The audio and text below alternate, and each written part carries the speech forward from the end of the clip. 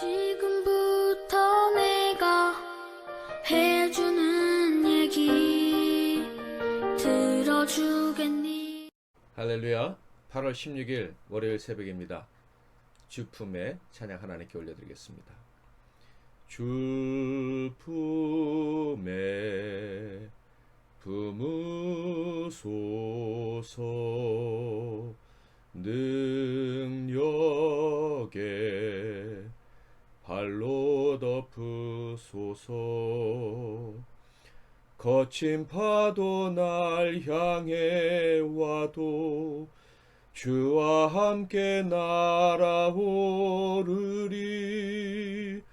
폭풍 가운데 나의 영혼 잠잠하게 주를 보리라 주님 안에 나 거하리 주 능력 나 잠잠히 믿네 거친 파도 날 향해 와도 주와 함께 날아오르리 폭풍 가운데 나의 영혼 잠잠하게 주를 보리라. 오늘 하나님께서 주시는 은혜의 말씀은 구약성경 이사야 46장 1절에서 13절 말씀이 되겠습니다.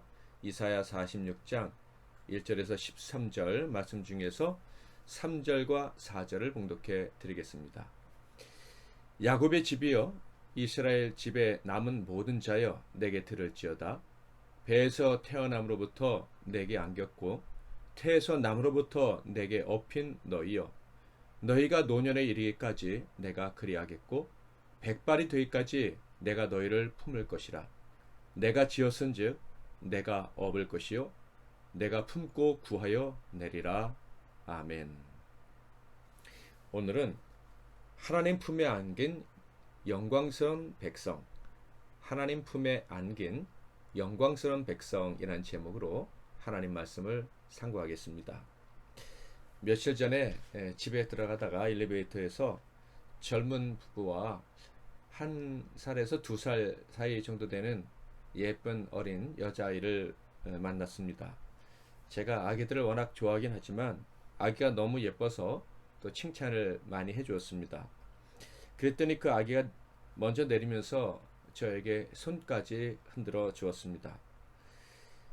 자기 자녀가 모르는 사람에게 사랑스럽게 여겨지고 또 그 자녀가 그 사랑을 자연스럽게 받는 모습을 보는 부모의 마음은 어떨까요? 아마 가장 행복한 일일 것이다 라는 생각이 듭니다.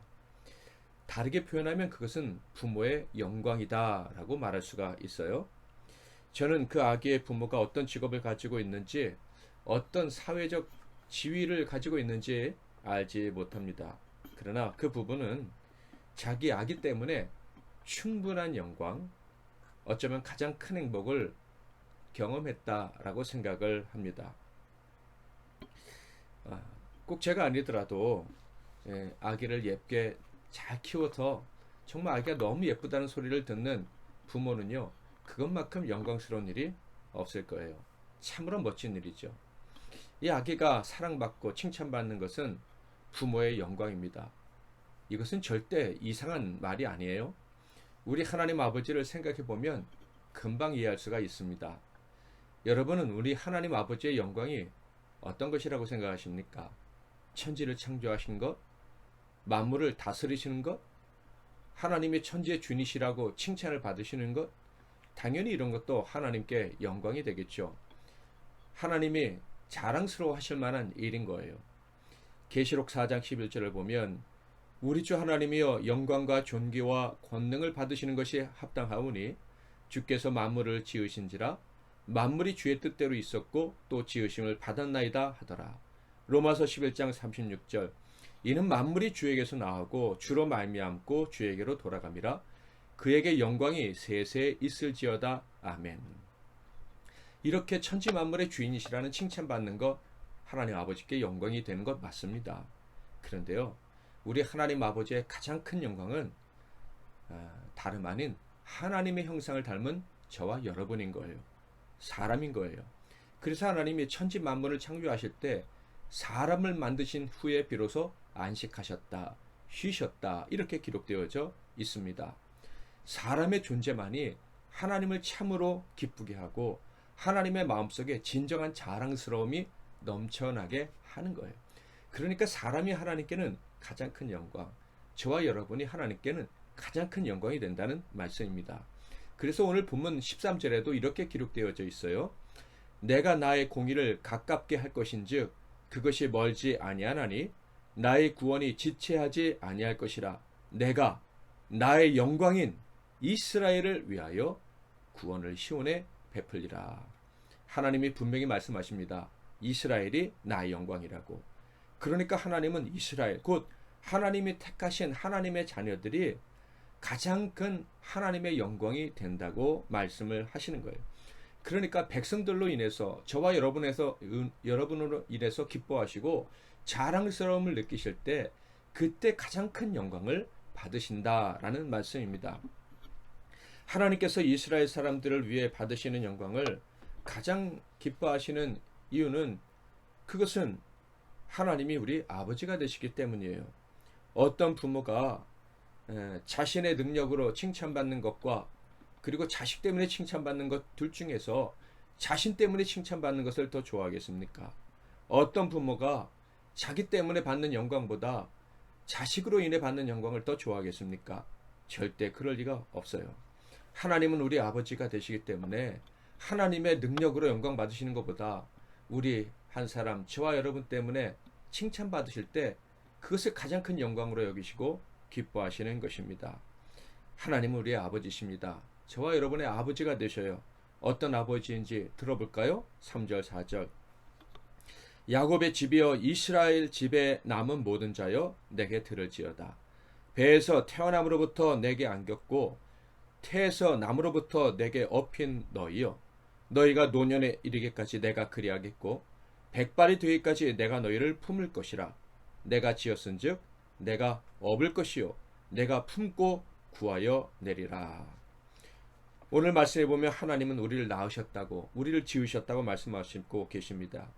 태어날 때부터 너무 좋아해서 안아주셨고 기뻐하셨다고 합니다. 만민에게 저와 여러분을 들어 올리시면서 내 아들이다, 내 딸이다, 이렇게 자랑하셨다고 말씀을 하십니다. 태어날 때부터 업어주셨다고 말씀을 하시는데요. 심지어 노년이 되어 백발이 될 때에도 품어주시는 분이 우리 하나님 아버지시다. 늙어 힘이 없을 때 업어주실 분이 계십니다. 우리 아버지가 업어주실 거예요. 품에 안아주시고 모든 약함, 아픔, 고통에서 우리를 건져주실 것입니다. 하나님 아버지께서 우리를 이렇게 품고 또 품고 안으시고 업으시고 돌봐주신 이유는 분명합니다. 낳으셨기 때문에, 그리고 기르셨기 때문에, 뗄래야 뗄 수 없는 관계가 되셨기 때문에 우리를 그렇게 사랑으로 책임져 주시는 거예요. 그러므로 아버지가 우리의 고통을 보시고 외면하신다는 것은요, 절대 있을 수가 없어요. 또한 우리가 세상의 조롱거리가 된다는 것 당연히 참으실 수가 없으시죠. 우리는 언제나 하나님의 영광입니다. 하나님께는 언제나 우리가 자랑거리가 되어야 되는 거예요. 우리의 존재는요, 그 자체로 하나님께 영광이 되고 기쁨이 됩니다. 그런데 우리가 세상 사람들에게 하나님의 자랑거리가 될 수만 있다면, 즉 우리 때문에 하나님이 칭찬받으실 수가 있다면 하나님은 너무너무 기뻐하시고 좋아하시게 되는 거예요. 아버지시니까. 하나님 아버지는요, 세상이 우리를 보고 아버지께 영광 올려드리기를 기대하고 계십니다. 세상 사람들이 이렇게 말하기를 원하신다는 거예요. 하나님, 당신의 자녀들은 참으로 멋지게, 행복하게, 그리고 우리가 전혀 알지도 못하고 기대하지도 못했던 평안을 누리고 살아가고 있군요. 어떻게 당신의 자녀들은 그렇게 행복하게 살아갑니까? 이런 말씀을 들을 때 가장 큰 영광이라고 여기시고 기뻐하신다 하는 거예요. 당연히 우리 하나님 아버지는 저와 여러분의 눈물을 원치 않으십니다. 우리가 세상에서 포로로 사는 것, 자유를 잃어버리고 근심하며 억지로 끌려가면서 힘들게 살아가는 것 당연히 원치 않으십니다. 하나님은 우리를 도우시며 우리를 모든 환난과 어려움에서 건지시기를 기뻐하십니다. 우리를 구속하며 우리를 불행하게 하며 우리에게서 하나님의 영광을 빼앗아가려고 하는 모든 것들을 적으로 여기시고 그들을 치십니다. 그 모든 것들에게서 우리를 구원해내시어 당당하게 하나님의 영광으로 하나님의 자랑거리로 살아가게 하십니다. 이사야는 이렇게 귀한 하나님의 자녀들을 바빌론이 공격해서 포로로 삼아서 하나님의 영광이 전혀 미치지 않는 존재로 존재인 것처럼 만들어버릴 것을 미리 알았습니다. 그래서 결국 하나님의 자녀들에게서 영광을 빼앗은 그들이 심판을 받을 것이라는 것, 그들의 운명도 하나님께서 들어서 알고 있었습니다. 그것이 1절과 2절에 나와 있는데요. 벨은 엎드러졌고 누부는 구부러졌도다. 그들의 우상들은 짐승과 가축에게 실렸으며 너희가 떠매고 다니던 그것들이 피곤한 짐승의 무거운 짐이 되었도다. 그들은 구부러졌고 그들은 일제히 엎드러졌으며 그 짐을 구하여 내지 못하고 자기들도 잡혀갔느니라. 여기서 벨은요 바벨론의 신입니다. 가장 큰 신인데 수메르 신화 같은 데 보면 마르둑이라고 나오는데요. 바벨론의 가장 큰 신이 이 마르둑인데 이 마르둑의 본래 이름이 벨이다 하는 거예요. 느보는 벨의 아들입니다. 대변자, 말하는 자, 그리고 지혜와 문학을 관장하는 신으로 알려져 있는 바벨론의 수호신이죠. 그래서 바벨론의 왕들은 이 느보라는 이름을 자기의 이름에 붙이기를 좋아했어요. 그래서 나보폴라살, 느부간데살은 들어보셨죠? 그리고 나보니더스, 이렇게 이 느보라는 이름을 자신의 이름에 붙여서 왕인 자신을 신적인 존재로 만들려고 했었어요. 자, 그런데 이들의 운명이 어떻게 된다고 성경에 기록되어 있어요? 엎어지고 구부러지고 가축에게 실려갈 것이다 라고 말씀하고 있어요. 정확히 말하면 엎드러질 것이다, 구부러질 것이다, 실려갈 것이다 하지 않고요. 엎드러졌도다, 구부러졌도다, 실려갔도다, 이렇게 미래에 있는 일을 과거형으로 표현하고 있어요. 이것은 확실하게 하나님이 멸망시키실 것이다. 하나님의 영광을 도둑질한 하나님의 백성들을 괴롭게 한 그 나라는 하나님이 가만 내버려 두지 않겠다라는 하나님의 강력한 의지를 표현하고 계신 거예요. 하나님의 영광을 빼앗는 모든 것들은 다 허망한 존재가 될 것이다 라는 말씀입니다. 이 세상에 존재하는 모든 것들은요, 저와 여러분 하나님의 자녀들에게서 영광을 빼앗아갈 수가 없습니다. 그들이 하나님의 심판을 면하기를 원한다면요, 저와 여러분 하나님의 자녀들을 칭찬해야 할 거예요. 우리에게서 하나님 영광을 보고 야, 당신은 정말 하나님이 돕는 사람인 것 같아요 하면서 칭찬을 해야 하나님의 무서운 심판을 면할 수가 있습니다. 만약 우상과 그것들을 섬기는 자들의 영광을 드러내고 하나님의 자녀들의 영광을 인정하지 않는다면 벨과 느보와 그의 추종자들과 같은 운명에 직면하게 될 것입니다. 5절부터 7절을 볼까요? 너희가 나를 누구에게 비기며 누구와 짝하며 누구와 비교하여 서로 같다 하겠느냐? 사람들이 주머니에서 금을 쏟아내며 은을 저울에 달아 도금장이에게 주고 그것으로 신을 만들게 하고 그것에게 엎드려 경배하며 그것을 들어 어깨에 메어다가 그의 처소에 두면 그것이 서 있고 거기에서 능히 움직이지 못하며 그에게 부르짖어도 능히 응답하지 못하며 고난에서 구하여 내지도 못하느니라. 우상을 의지하며 우상에게 영광을 구하는 자들은 아무런 해답도 얻지 못하고 그 우상의 무능 앞에서 치를 떨게 될 것이다 라는 예언의 말씀입니다. 하나님의 관심은 당연히 이런 우상 숭배자들이 아니겠죠? 하나님의 관심은 하나님의 영광인 저와 여러분입니다.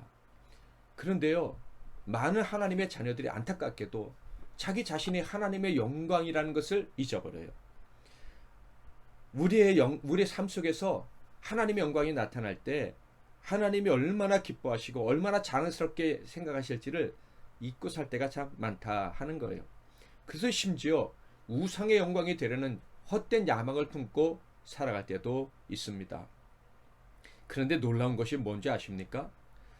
우리 사랑의 아버지 하나님은요, 우리가 하나님의 영광의 이 특별한 존재라는 것, 영광을 드러낼 존재라는 것을 잊어버리고 살 때에도 우리를 버리지 아니하시고 간절한 마음으로 돌아오기를 촉구하신다는 거예요. 하나님의 영광을 너는 드러낼 신분이야. 거기를 돌아와야 돼. 한다는 말씀이에요. 8절부터 10절을 볼까요? 너희 패역한 자들아 이 일을 기억하고 장부가 되라. 이 일을 마음에 두라. 너희는 옛 정의를 기억하라. 나는 하나님이라. 나 외에 다른 이가 없느니라. 나는 하나님이라. 나 같은 이가 없느니라. 내가 시초부터 종말을 알리며 아직 이루지 아니한 일을 옛적부터 보이고 이르기를 나의 뜻이 설 것이니 내가 나의 모든 기뻐하는 것을 이루리라 하였노라. 이 말씀은요 참으로 놀라운 말씀입니다. 자기 영광을 잊은 연약한 자들이 용기가 부족해서 실수했다고 하나님이 그렇게 인정해 주신 거예요. 그러니까 네가 나의 영광을 거부하고 세상 영광을 추구했어? 라고 책망하시는 게 아니라 네가 용기가 부족해서 하나님의 영광을 드러낼 수 있다는 사실을 잊었었구나. 그래서 내 영광을 드러내지 못하고 살았었구나. 그래 괜찮아. 이제 다시 용기를 내면 돼. 예? 네가 용기만 내면 넌 다시 나의 영광을 위해 살 수 있어. 세상이 너를 보고 하나님의 영광이 나타났다고 말하게 될 거야. 그러면 모든 것이 다 회복될 수 있어. 이렇게 놀라운 말씀을 해주신 것입니다. 나는 하나님의 영광을 드러낼 신분의 사람이야. 나는 거기로 돌아가야 돼. 라고 생각하기만 하면 지체하지 않고 도우시고 구원하셔서 하나님의 영광을 마음껏 드러내며 살게 해주신다는 언약의 말씀을 지금 해주신 거예요. 11절부터 13절 내가 동쪽에서 사나운 날짐승을 부르며 먼 나라에서 나의 뜻을 이룰 사람을 부를 것이라. 내가 말하였은즉 반드시 이룰 것이요 계획하였은즉 반드시 시행하리라. 마음이 완악하여 공의에서 멀리 떠난 너희여 내게 들으라. 내가 나의 공의를 가깝게 할 것인즉 그것이 멀지 아니하나니 나의 구원이 지체하지 아니할 것이라. 내가 나의 영광인 이스라엘을 위하여 구원을 시온에 베풀리라. 사랑하는 성도 여러분, 하나님은 우리를 낳으셨고 업으셨고 품에 안아 키워주셨습니다. 그리고 영원토록 우리를 자랑스럽게 여기기로 작정하셨습니다. 우리가 품에 안겨 기뻐하는 것이 아버지의 영광이고 하나님의 자랑입니다. 여러분은 지금 어디에 계십니까? 담대하게 하나님의 품에 안겨서 모든 것을 맡기시기를 바랍니다. 내가 아버지의 자랑이지요. 제가 아버지의 영광이지요. 이렇게 하나님께 물으면서 저 오늘도 하나님의 영광 드러내고 싶어요. 하나님 영광을 위해서 저를 써주실 줄 믿습니다. 이렇게 고백하며 오늘 하루를 사셔야 됩니다. 사실 수 있어요. 용기를 내세요. 그러면 하나님이 기뻐하시는 거예요. 하나님이 세상에 그래 내가 하나님이라는 거 이제 알겠느냐? 내 자녀를 보고 나를 높여라. 이렇게 외칠 수가 있는 것입니다. 하나님의 영광은 그러니까 저와 여러분에게 달려 있습니다. 이 사실을 기억하고 오늘도 용기를 내어 살아가는 주의 종들이 다 되시기를 주님의 이름으로 축복합니다. 제가 먼저 잠깐 기도하고 여러분도 이어서 기도하고 하루를 시작하십시오. 기도하겠습니다. 살아계신 하나님 아버지, 우리가 태어날 때부터 하나님 품에 안겨있는 하나님의 영광을 드러내기 위한 특별한 존재라는 사실을 오늘 깨닫게 해주셔서 감사합니다. 이 말씀을 듣고 오늘 다시 용기를 내어 살아가겠습니다. 오늘 하루에 우리의 삶을 통해서 하나님 영광 받아주시고 우리 평생 세상에 하나님이 계시다는 것, 하나님이 우리를 통해서 영광을 보여주신다는 것을 드러내며 살아가게 하옵소서.